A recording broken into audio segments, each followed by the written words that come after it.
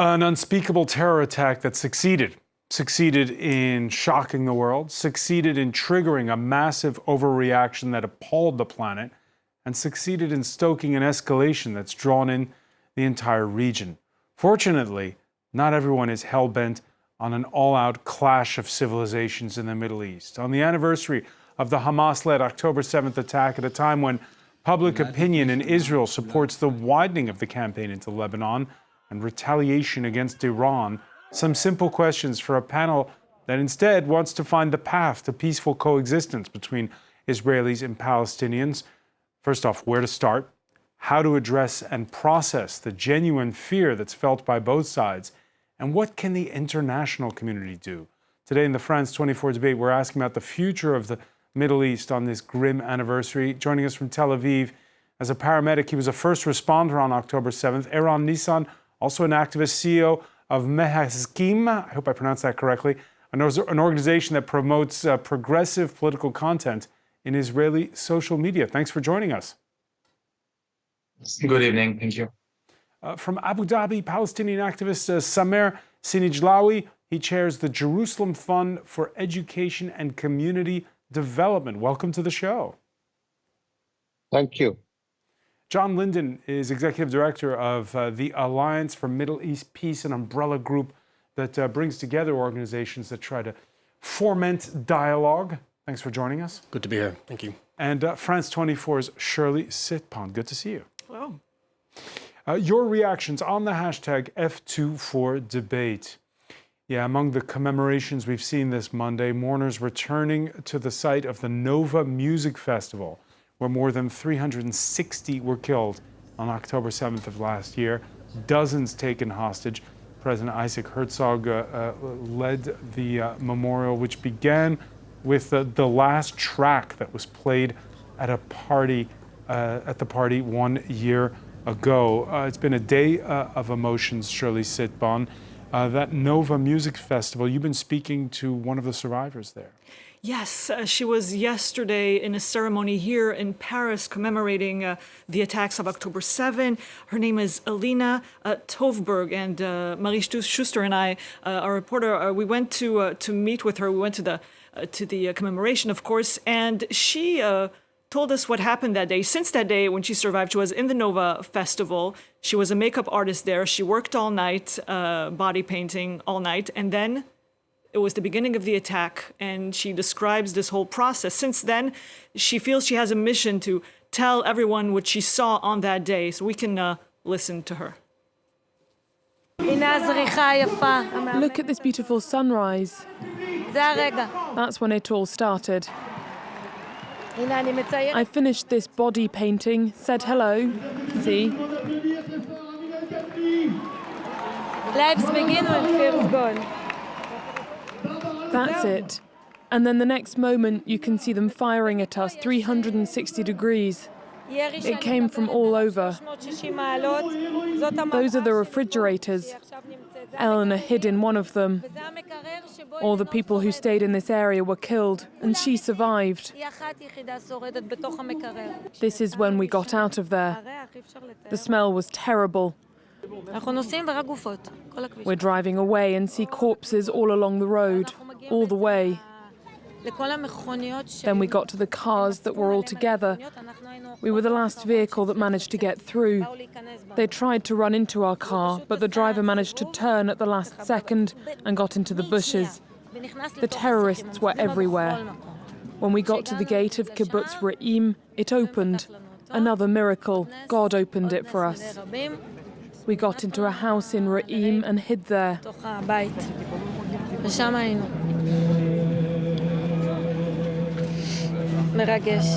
That is really moving. Yes, she says this is moving because at the same time as she was finishing her story, the prayer for the dead could be heard at the commemoration. And we can see some images that she sent us, she shared with us from that day. Hamas firing the rockets as she was still there. And then the images from Kibbutz Re'im, where those are images actually of her working all night. This is something that she's showing She's showing across the world. And these are the images of Hamas. After fleeing the Nova Music Festival, they went to Re'im, and when they were in the house in Re'im, they were able to film what was going on outside, and she showed to us that they saw gunmen firing at the homes that were next to them, and many people got killed there, and that they survived, and that she feels that now she needs to talk about this, but still, a year later, you can feel that she's really lost, and that she feels completely disconnected from other people, from the rest of the world. Nobody, as she said, nobody can understand us. That's the feeling that she has. Nobody can understand that's us. what she says. I said, why do you have that feeling? Everybody says that what happened on October 7th is terrible, but then the war is horrible. And why do you feel that people don't understand? And then she says, well, there's a disconnection, explaining that there's a need to preserve relations in Israel between Jews, Arabs, whether Muslims or Christian, but that she feels completely disconnected from the rest of the world and completely disconnected from the Palestinians. I asked her several times the question, and I didn't really want to talk about it. She says that evil must disappear on both sides and that everything must be rebuilt. But yes, basically a lot of questions 1 year on. It sounds like somebody desperately trying to stay out of politics, just be a makeup artist, but drawn in by it. Exactly. That's exactly the feeling. Intervieweron Nissan, tell us about your October 7th, then and now. So first of all, thank you for having me, and it's good to see you, John and Samuel. I think that this is a very appropriate panel. So I'm a peace activist. I'm a peace activist because of my military service. I was a combat soldier in the Israeli Special Forces. The experiences that I had pushed me into taking a more positive and constructive and optimistic role as a peace activist, trying to promote an end to the violence and bloodshed. This was a decade ago. Aside from my work as a political and peace activist, I'm also a medic and an ambulance driver. I volunteer for Israel's medical, emergency services, Magen David Adom. A year ago, I was with my wife, Shil. Her birthday is October 9th, so it was the weekend of her birthday. So we decided to go on a trip to southern Israel. And we were sleeping in a tent in Sde Boker in the middle of the desert. And we were woken up by sirens and distant explosions and push notifications in our phones telling us that something is happening. We quickly packed our things and got into the car and drove to Beersheba, which is the biggest city in the southern district of Israel. And on the way, we understood from the videos on Telegram and WhatsApp and on Twitter that this is not just another escalation, that this is an invasion. And when we got to Beersheba, I found myself in the hospital, in the Soroka hospital, offering help, seeing what I can do to help. And I arrived in the morning, it was like 9:30 a.m., to the entrance of the hospital just as the first wave of casualties arrived at the hospital. I remember the first person I treated was a soldier with a gunshot wound to the chest. And after that, I just stayed running between the ICU, the emergency room, and the front desk, trying to deal with what is called a textbook mass casualty events. And I treated soldiers and police officers wounded from the fighting, but also Bedouin kids from unrecognized communities in the Negev that were hit by rockets, and survivors from the Nova Festival. And it was a contrast between the chaos and the bloodshed and the trauma that was happening outside, and the perseverance and determination of the medical staff in the Soroka hospital. And what is the most important thing to understand is that 20% of the Israeli society are Palestinian citizens of Israel. Our society is very complex, and sometimes from the outside it seems like this conflict is between Israelis and Palestinians. But I think that the narrative of October 7th for me, and that shaped also how I experienced it up until this day, is that I was surrounded by Jews and Arabs that are dedicated to saving lives, that are working shoulder to shoulder in order to save lives of Jews and Arabs. And this only re-emphasized what I already knew before as a peace activist, that we are in this together. And this war and this conflict and this fight is not between Israelis and Palestinians or Jews and Muslims or Jews and Arabs. It's between Jews and Arabs who understand that our future here is together and that our fates are intertwined and interconnected, and Jews and Arabs that believe in some kind of supremacy, that support violence, and they're trying to make us fear and hate each other. Different people react differently to what you described there as a mass casualty situation. Earlier, we were speaking with Yaniv Yegi. He hunkered down with his family at Kibbutz Be'eri on the day, and he said, quote, that he used to be, an activist for peace like yourself, but with the Palestinians, quote, we're not good neighbors. We need time apart. Your reaction? I think that we had time apart. I think that the illusion of trying to think that we are over here and they are over there, the 17 years siege of the Gaza Strip, the older generation, if you meet Palestinians from Gaza that are over 55 years of age, they speak Hebrew.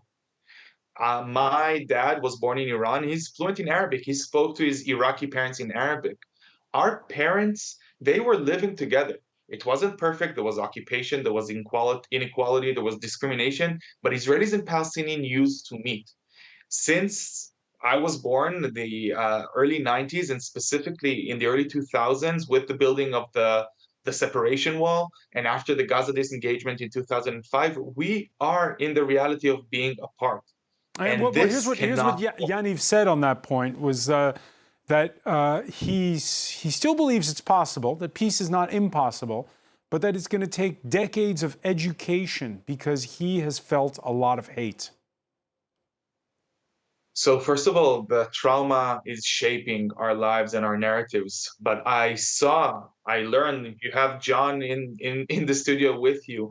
We have seen how conflicts end, how conflicts have from realities that we think that this is impossible and it will take lifetimes and maybe my grandchildren will be able to live together. And in a matter of years, when there is enough resources, when there is enough infrastructure, where there is the combination of top-down pressure and bottom-up pressure that sandwiches the political leadership into making the courageous political choices, we can change things dramatically. And we saw it. The generation of my parents, they used to hide in bomb shelters from Jordanian bomb attacks. And just this week, Jordanian fighter pilots were shooting down missiles from Iran. We know that the only way that we can live a safe and secure life here is through political agreements and regional alliances, and understand that we need to understand that we're not a villa in the jungle, but we live in a neighborhood. It's a challenging and complicated neighborhood, but we need to rely on our neighbors, not just the Egyptians and the Jordanians, but maybe most of all, our Palestinian neighbors. And I live in Jaffa. Jaffa is mixed, Jews and Arabs. Around 70% of the people who live in Jaffa, Israeli citizens, but Palestinians, have first relatives in Gaza. And just this week, last Tuesday, there was a shooting attack in Jaffa, here, 5 minutes from here. And me and my wife were there. And again, I had to treat Jews and Arabs that were hit by terrorists from Hebron, but that our communities are affected because of that there are people who are using violence. But we are stronger than the fear and the hate. And I'm sorry for what you said, and it's understandable to be so close to trauma, and there are suspicion and distrust, and it's understandable. But there is important and amazing work being done by people like John and Olmec and people like Samuel to build this trust, because the only way that we can build trust is through healing together, not apart. Samir Sinid Jalawi, we're commemorating an anniversary, the bloodiest day in Israel's history. In the 364 that followed, Gaza's been in parts reduced to rubble.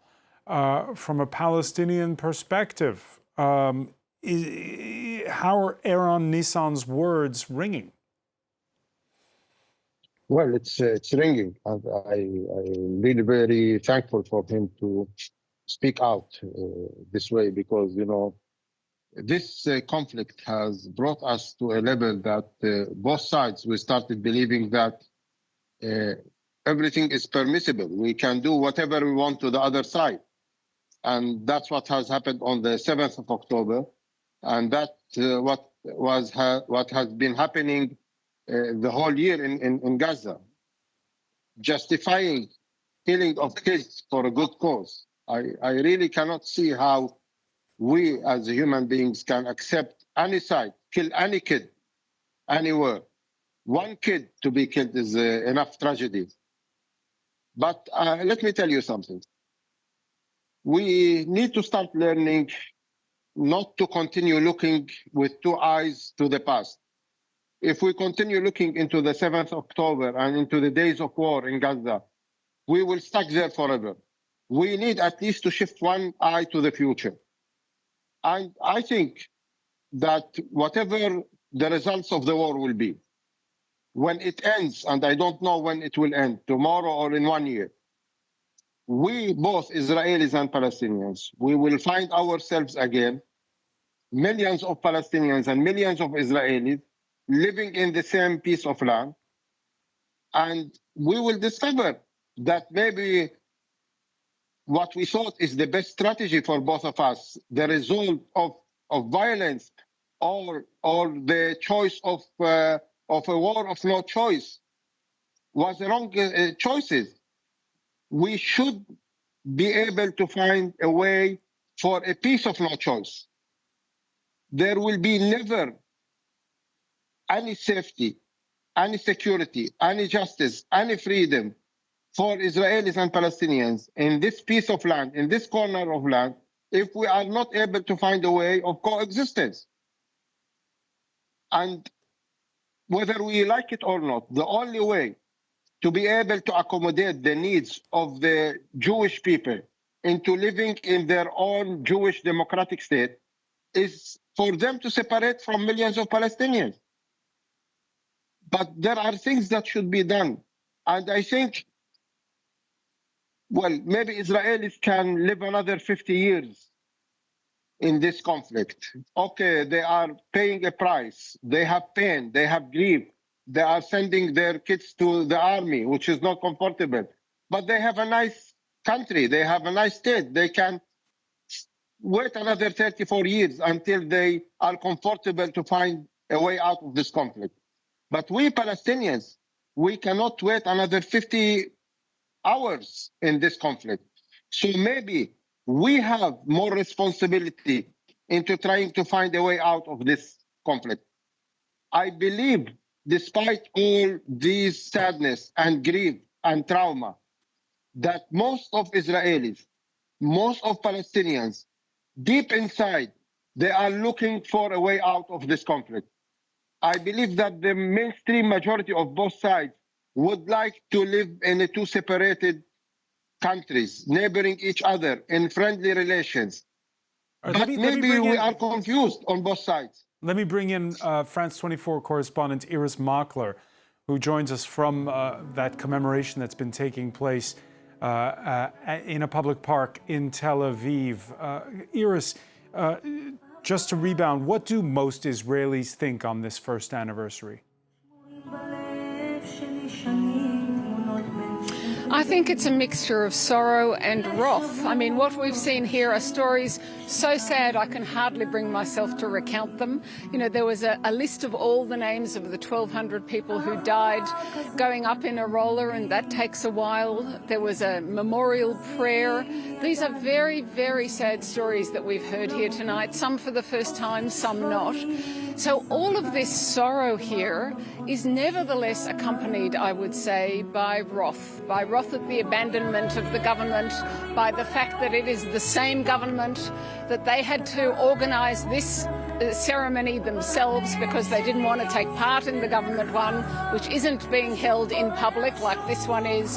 And the only round of applause I've heard here tonight was when a father of one of the spotters, the observers, as those young women who are in the army are called, that he said it's time for a commission of inquiry, a state commission of inquiry to find out what went wrong, how the army made its mistakes, how the security services made their mistakes, how Israel's intelligence services made their mistakes, and most of all, how the politicians made their mistakes. And that was really resonated here, and that's part of the anger, I think, of the public at Benjamin Netanyahu's government and the Prime Minister himself. And the fact that there's been no accountability, and because this is an unpopular government, it's clinging to power, there's no mention of elections. So all of that together, the dissatisfaction with the politicians and the enormous sorrow at what they've been through. Yeah, so let's talk about the politicians. And you mentioned it, this is not an official ceremony you're at. Far from the crowd and from the press, Israel's Prime Minister paid a closed-door visit in the company of the mayor of Jerusalem to a memorial commemorating the attack of 1 year ago, and put out this video message. The October 7th massacre was the most horrific attack on the Jewish people since the Holocaust. But unlike the Holocaust, we rose up against our enemies and fought back. We are changing security reality in our region, for the sake of our children, for the sake of our future, to ensure that what happened on October 7th will not happen again. Never again.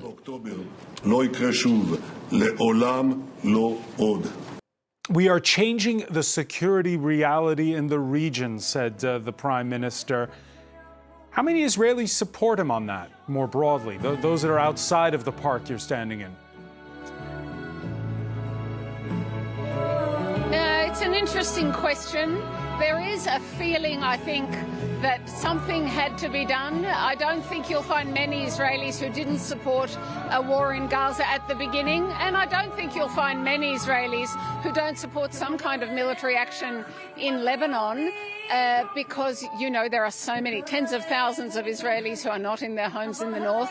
I should also say tens of thousands of Lebanese displaced in the south of their country. So it's been very costly in civilian terms on both sides of that line in the north. And Israelis want to return home, and they want the people of the north to return home, to their homes. So I think there is support. Is there support for the way this government is running it? Is there support for the fact that there doesn't seem to be an end game either in Gaza or at the moment, as far as we can see, in Lebanon? And, you know, Iran is a whole new game. I've been reporting on a covert war here between Israel and Iran for more than a decade. It's an overt war now, and we don't know the rules. So I have heard military analysts saying that if you don't know where you're going, you don't get anywhere. And I think that criticism is made of this government. In every poll I've seen, even in polls where the Likud party, that's Prime Minister Benjamin Netanyahu's party, is rising, nevertheless, you know, the right-wing coalition would not win government in any election that's held at the moment. So that tells you a lot too. There's dissatisfaction with this Prime Minister, who doesn't, you know, talks about the greatest tragedy the Jewish people have suffered, but doesn't put his hand up to what part of that he's accountable for. Iris Machla reporting live from Tel Aviv. Many thanks for joining us here in the France 24 debate. John Linton, this escalation, this widening of the conflict, it's paying dividends. Full confession, by the way, we've been talking nonstop in this studio for the past 2 weeks, ever since those pagers detonated, about the Middle East. And, well, we've given scant mention to the Palestinians, even though this is all started with October 7th and the war with Gaza. Your thoughts on the fact that, you know, widening the conflict seems to be working for Netanyahu? Yeah, I mean, if the role is to try and obfuscate the underlying issues that have led to this disaster, then widening the lens to the entire region is a helpful way to do that. The anniversary of October 7th today has been the first time for a long time, I think, that we've narrowed things back to not just the Israel-Palestine track, and particularly the devastating events of October 7th and the fallout for both Palestinians and for Israelis since, but also the human beings. I feel like we've been talking about weapon systems, pagers, Mossad operations, grand geopolitics. None of these things are unimportant. but they begin to sort of obscure and even dehumanize the real story, which is millions of Israelis and Palestinians, roughly 50% of both populations who live between the Mediterranean and the Jordan, and finding a way for them to be able to share that land in equality, peace, justice, and security is the ballgame. That's how we fix almost all of these problems. And I feel like it's perhaps in the interest of some politicians to move the lens into that wider sort of animation in order, number one, to try and maybe recover some sense of lost credibility because of the insecurity many Israelis feel. There's also, and I don't mean this in an unkind way, but for traumatized people, there is an immediate, almost visceral positive reaction to seeing your side being able to deploy violence tactically in a devastating and very effective way. Right, so there is a way, the tactical operations that we've seen from a pure, narrow kind of military analysis perspective, many Israelis I know, even those in the center left, they feel a sense of pride that Israel is able to sort of volley back a reply to its enemies and be able to actually operate something that goes from start to finish very successfully, because the big failures of October 7th from an intelligence and a military perspective are a big part of the sense of insecurity right now. But these are all just tactics. And unless they're wedded to a larger strategy, then it's hard to understand how they're going to actually lead to any place that's much better for Palestinians and for Israelis. Are we having this conversation too soon? Talking about overcoming the fear and trauma, finding the common ground. Can you do it while there's still shooting going on? Yes. Well, I mean, first of all, the shooting needs to stop. I mean, the most important and urgent priority needs to be a ceasefire. Everything is linked to ending the war between Israel and Gaza. It's very, very clear. And we were very close to it in the middle of the summer. And that opportunity was squandered. And there's some very, very thorough reporting that can explain the reasons for why that took place. But when was it squandered exactly? Towards the end of July, when Ismail Haniyeh was assassinated? Part of the story was that there was changes with regards to the terms of reference, that these are leaks coming from the negotiators themselves. This isn't my theory. And there was also, at an earlier point, both Hamas and the Netanyahu government have changed their positions at different times. So the misalignment has meant that we hadn't gotten to a deal. But ultimately, if you want to see Israelis return to their homes in the north of Israel, if you want to see Palestinians in Gaza begin to rebuild from the devastation we've seen in the last year, people to return to the kibbutzim, a sense of security in the wider region, rockets and missiles stopping being fired from every single direction, all eyes need to be on how we end the initial escalation inside Gaza and move to this other phase we've been talking about, which is the kind of the next day, this sort of reconstruction, but also diplomatic horizon that's been completely missing and that some people want to avoid, I think, for as long as possible. But you asked a question about whether it's possible for traumatized people to be able to engage in conflict resolution. And Jonathan Zigan, who I think was with you earlier on today, the son of an incredible peace builder, Vivian Silver, who was a very important figure in our community. I think probably most people on this call or this show met her at some point. He said something very powerful at an event that we did with him a few months ago, that every conflict that's ever been resolved anywhere in the world was resolved by traumatized people, by definition. If you aren't traumatized, you haven't been in conflict, right? And we have now the most traumatization we've seen amongst Israelis and Palestinians ever. And I think also the greatest sense of urgency to change things. Polling shows that both Israelis and Palestinians are incredibly dissatisfied with the status quo, that they want to see very different realities emerge in its place. And what we need to make sure, I think Iran said it earlier, you can't beat something with nothing. We have to make sure that peace builders, diplomacy, those that want nonviolence and partnership, have a compelling vision that can take, yes, traumatized people, but make them really believe that a vision based on partnership, diplomacy, civil society, non-violence stacks up and can deliver them the security that they really want to see, as well as the self-determination and the rights that are missing right now. Shall I sit on? Yes, I guess that Benjamin Netanyahu, he had one success according to his vision, is that he managed a majority of Israelis to feel that there is no solution, that the situation is just going to continue anyway, and that way, well, can continue with him or with someone else. Is that a vast majority? I believe so, because when you talk to people who, the days of Rabin and the days of Barak were in favor of a two-state solution, that believed that there was hope, well, you talk to them today, they feel like they were fools because, they tell me that those who changed their minds, of course, at the time, they said there is no hope, there is no solution. And when you tell them, well, you have to find a solution, what are you hoping for in the future? Well, they come up with, not with a two-state solution, but some kind of an arrangement, things that they wouldn't even have dared suggested years ago, saying that, well, the Israelis will continue to occupy parts of the West Bank. I mean, things that are not, but you tell them, but this is still occupation. That's not a two-state solution. But they say, well, that's impossible, a two-state solution. So changing people's minds. It's terrible. I mean, you feel that there was a whole vast parts of the society that changed completely their mindset. And that's what's so disheartening. You feel that there's a lot of work to do, but of course it's possible. But the first idea is to put forward the solution. The international community should show that there are options, not letting them believe what Netanyahu is telling them, that there is two-state solution is impossible because you cannot trust the other side. Yes, you can. There are solutions. So maybe that's what all the other partners, they have to explain this, to show this very clearly, not just say, of course, there needs to be a ceasefire, but also explaining the next phases and just maybe, forcing the Israelis to listen to this at least. That way they can know that it's possible and they can change their mind.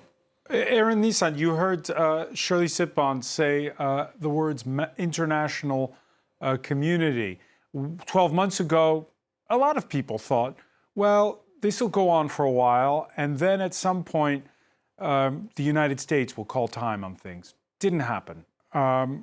Is it up to the international community? So, yes and no. I'll start with the no, we'll end on the yes. The no part is that the international community needs to change the mindset.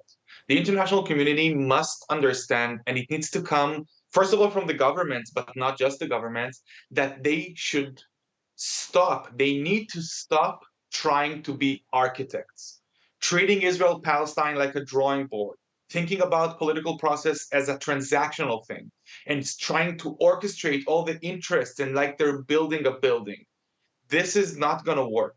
What we need is that the international community will start taking the role of a midwife that understands that it's not about you, it's about us. Israelis and Palestinians need to deliver this peace, and the international community's role is to offer expertise and support, and like a good midwife, to understand that you're not going to ignore the pain, but you're going to harness the pain into constructive roots.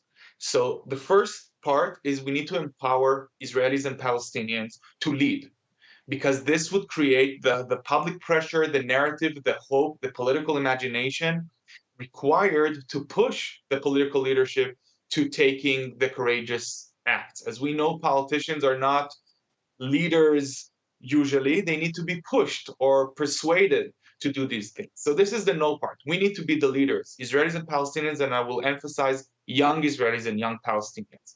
But we need the international community because we cannot do this alone. And in the last G7 summit, we heard the leaders of the G7 reaffirm their commitment, not just for legitimizing the civil society work, but actually putting their money where their values are. And what we need is that the international community will recruit to support the peace builders, not just with tweets and stories on Instagram, although tweets and stories on Instagram are really important in legitimizing our voices, not just by hosting us and opening up spaces for young Israelis and young Palestinians to meet outside the region, because right now it's impossible because of the pyramids regime imposed by Israel that prevents peace activists like myself to meet my counterparts from Ramallah or Jenin or Nablus. But what we need is that the international community to double down on financing and supporting the peace-building efforts, this necessary infrastructure. So we need the international community. We need the things that they have a comparative advantage at. We need the private sector. We need the intergovernmental organizations like the EU. We need the judicial institutions like the ICC to ICJ to play a constructive role here. We need the governments to not choose sides and align by pro-Israel, pro-Palestine, but to use incentives, but to also use the pressure that they can exert in order to promote, to pave a way forward for peace. But it has to be in the context of being a midwife and not an architect. Samar Sinijlawi, you're right now speaking to us from the Gulf. What about Arab states? Can they be that international community? Well, I lost hope from the international community, honestly. They are very hypocritical when it comes to the Palestinian-Israeli conflict, especially the USA. The international community is the USA. The only player that can do something in this conflict is the USA. And if, in theory, tomorrow Rashida Tlaib will be elected as the president of the USA, USA will not push the sides to do something and to exit this conflict. Now, the Arab world is very divided, unfortunately. You can see one country that is playing a very positive role. It's United Arab Emirates. United Arab Emirates have, first of all, 4 years ago, took a very courageous step in signing the Abraham Accords with Israel, and it managed to maintain and sustain its positive relations and influence. Now Israel cannot say no to United Arab Emirates when it comes to anything in Gaza. What about neighboring Jordan? Well, I think Jordan is too weak to influence the United States or the Israelis. But what about Saudi Arabia? Saudi Arabia, I think up till now, they decided to distance themselves, not to be involved. It's very dangerous for them to invest effort now. They don't want to assess risk. If all the Arab countries start playing the role that the United Arab Emirates plays, it will be a different region. I'll give you an example. Yesterday, I flew out of Tel Aviv airport, Ben Gurion Airport. And on the departure screen there, in half an hour, 30 minutes, I saw 5 flights departing, 5 Emirati flights departing out of Tel Aviv to Dubai and Abu Dhabi. Why? All the other American and European flights were canceled. So canceling flights during war or increasing the number of flights is not a commercial decision, it's political. And again here, United Arab Emirates proves to Israel that all its long-term problems and challenges can be solved regionally, not far away in USA or Europe. If the Israelis open the door for peace with Saudis and the Palestinians, the whole Middle East will change. We will be able to be the bloc that will stand strong against the mutual enemy we have, the strategic enemy, the strategic challenge, the Iranian. But we need to understand this important moment. The Israeli political elite needs to feel the potential that we have here to change the face of the Middle East. John Linden, you agree? Yeah, I mean, in general, what Samar and Iran have been articulating is a disruptive vision. It's how we get from where we are now to somewhere much, much better. It's really not depending upon the United States or Europe to come and save the day. There's no white knights arriving from the international community. We've seen that very clearly, not just in the last year, but in the last decade. The world had forgotten about Israel-Palestine. It had deprioritized it. And we should really ask some searching questions about why it took the most horrific events a year ago today and then the devastation of the war over the last year for this issue to be on the agendas of prime ministers and presidents, when actually we could have addressed it earlier and saved an awful lot of lives. But again, we are where we are.